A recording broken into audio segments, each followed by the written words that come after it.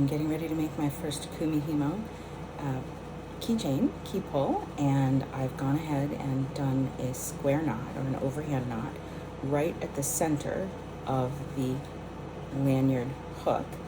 And now I want to attach the weight.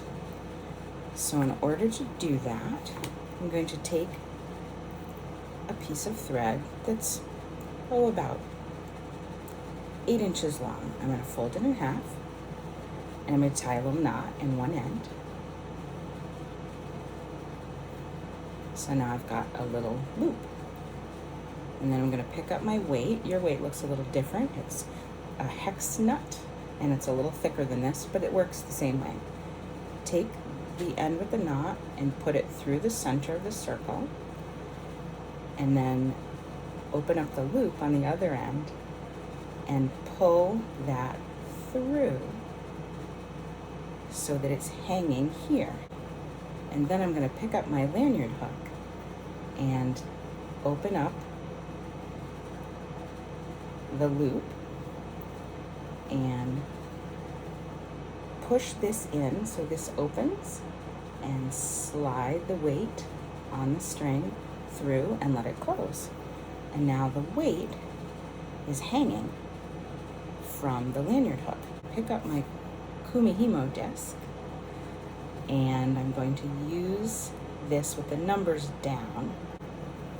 And now I'm going to hold on to this and turn it over. So now that the weight is below the disc and the yarn I'm going to use is above the disc. I laid my Kumihimo disc down on the table, and I've divided up the threads so that there are 2 different kinds of threads.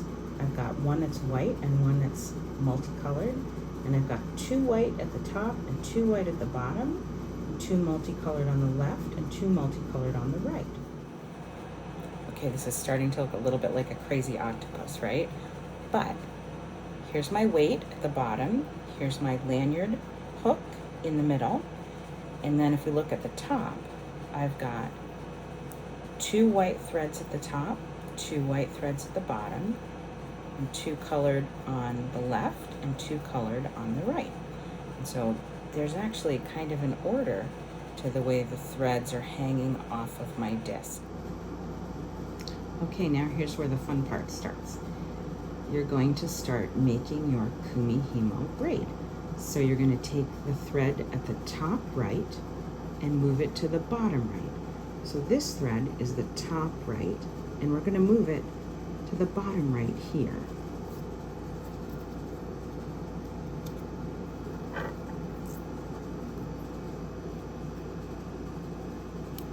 So now I've got 1 on top and 3 at the bottom. And then you're going to take the bottom left, that's this guy here, that's this one, the bottom left, and move it to the top left.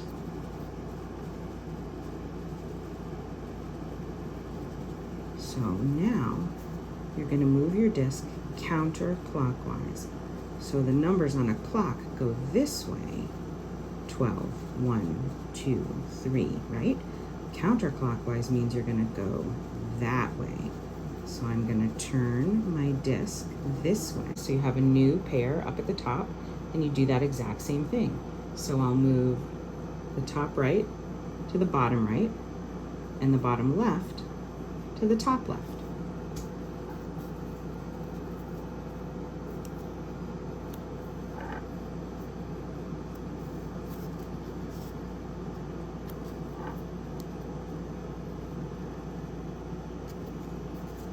So that's my next one. And now where do I go? Counterclockwise turn and repeat it again. And you just keep doing that until you start to have a bit of a braid formed. I want to share an important tip. If you need to stop, if you need to put your work down for a minute, here's a really good place to stop. Take your top right and move it to the bottom right, and then stop. You put your work down here, when you pick it up, you'll see that there's 1 at the top and 3 at the bottom. which means you must have been about to do this, where you move the third one at the bottom, that left one from the bottom, and move it up to the top left. Okay, keep going. My octopus legs are almost gone, and my Kumihimo braid is pretty long, so I think I'm going to stop here. This is the easiest part. You come up to the top of your disc, you take all your threads out,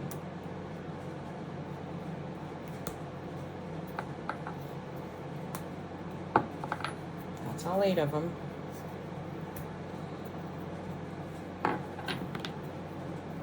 Give this a nice tug to straighten it out. Look at that.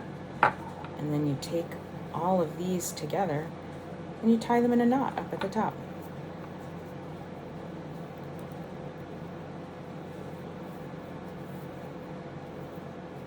And I'm going to slide that knot so it sits right on top of the completed braid. I'm going to give that a good tug to make sure it's really staying in place there. And now I have to get this disc off of here, right? So I just have to open up the lanyard hook, take this off, done. I cut these shorter if I want. If I wanted this to be a keychain, it might be nice to have a long fringe on it. Or if you want it to be a little bit shorter, you could do that. And if you are worried about these ends fraying, just leave yourself a little extra space where you cut it.